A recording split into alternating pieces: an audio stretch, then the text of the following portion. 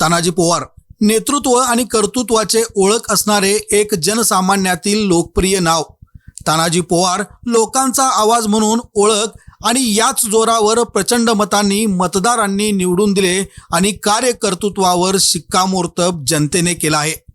त्यामुळे आता महापौरपदी सर्वात जास्त पसंती तानाजी पवार यांच्या नावाला जनतेतून मिळत आहे।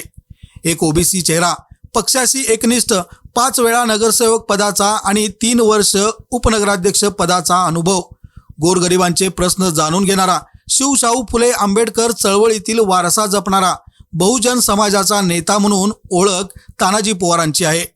त्यामुळे भक्कमपणे ते शहराच्या विकासाला आणखी गती देऊ शकतात हा विश्वास नागरिकांमध्ये आहे।